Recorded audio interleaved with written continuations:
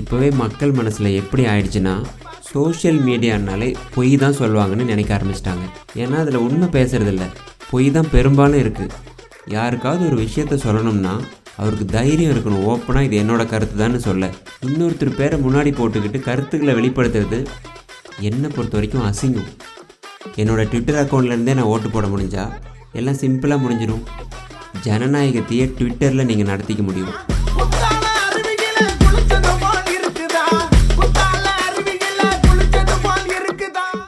Sadhguru, ட்விட்டரை Elon Musk வாங்கியதற்கு பிறகு பெரும் நஷ்டத்தை அந்நிறுவனம் சந்தித்துள்ளது. ட்விட்டருடைய எதிர்காலம் என்ன ஆகும்?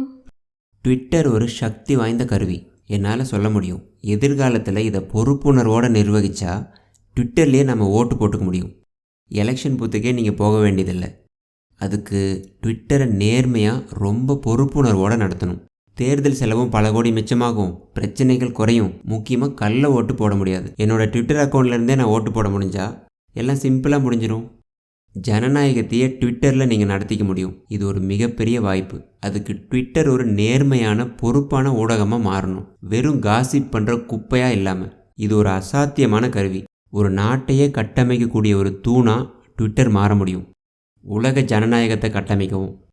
வெளிப்படைத்தன்மையோட ஓட்டு போகிறது மட்டும் இல்லாமல் பல நன்மைகள் இதில் இருக்குது. அரசாங்கத்துக்கு மக்களோட மனநிலை புரியணும்னா ட்விட்டர்லேயே கேட்டுக்கலாம். அடுத்த நாளே மக்களும் ட்விட்டரில் இது வேணும் அல்லது வேண்டாம்னு சொல்லிடுவாங்க. ஒரு பாலிசி பற்றி கூட ட்விட்டர் மூலமாக கருத்துக்கள் கேட்டு முடிவு பண்ணால் இது சக்தியான கருவியாக மாறிடும். ஆனால் ட்விட்டரில் நிறைய போலி அக்கௌண்ட்டுகள் இருக்கும்போது இது சாத்தியமா? இப்போதைக்கு ட்விட்டர் ஒரு குப்பை தொட்டி மாதிரி. 90% மக்கள் அதில் குப்பையை தான் கொட்டுறாங்க. ஏன்னா அவங்க தான் உண்மையான பேரையே அங்கே போடுறது இல்லையே. என்னை பொறுத்த வரைக்கும் தங்களோட உண்மையான அடையாளத்தை வெளிப்படுத்திக்காதவங்களை சோஷியல் மீடியாவிலேருந்தே தடை செய்யணும். யாருக்காவது ஒரு விஷயத்த சொல்லணும்னா அவருக்கு தைரியம் இருக்கணும், ஓப்பனாக இது என்னோட கருத்து தான்னு சொல்ல. இன்னொருத்தர் பேரை முன்னாடி போட்டுக்கிட்டு கருத்துக்களை வெளிப்படுத்துறது என்னை பொறுத்த வரைக்கும் அசிங்கம். இந்த மாதிரி ஆளுங்க 5-6 அக்கௌண்ட் வச்சுக்கிட்டு எப்போவும் அசிங்கத்தை தான் வெளிப்படுத்துகிறாங்க. ஏன்னா அவங்கள யாரும் கண்டுபிடிக்க முடியாதுங்கிறதால. என்னை பொறுத்த வரைக்கும் இந்த போலி முகங்களை ட்விட்டரை விட்டே துரத்தணும். நீங்கள் எதை வேணால் வெளிப்படுத்துங்க, ஆனால் போலியான ஐடியிலேருந்து இல்லை. இந்த ஒரு விஷயத்தை கொண்டு வந்துட்டோம்னா சோஷியல் மீடியாங்கிறதே ரொம்ப ரொம்ப சக்தியான பொறுப்பான கருவியாக ஆகிடும். என்ன கொஞ்சம் பேர் வெளியேறிடுவாங்க, ஆனால் உலகத்துக்கே இது சக்தி வாய்ந்த நேர்மையான ஆயுதமாக மாறிடும். இப்போவே மக்கள் மனசில் எப்படி ஆயிடுச்சுன்னா, சோஷியல் மீடியானாலே பொய் தான் சொல்லுவாங்கன்னு நினைக்க ஆரம்பிச்சிட்டாங்க. ஏன்னா அதில் உண்மை பேசுகிறதில்ல, பொய் தான் பெரும்பாலும் இருக்குது. ஏன்னா உண்மையை விட பொய் பேசுகிறவங்க தான் அதிகமாக இருக்காங்க. இந்த ட்விட்டருங்கிறது கம்யூனிகேஷனுக்கான மிகப்பெரிய ஆயுதம்.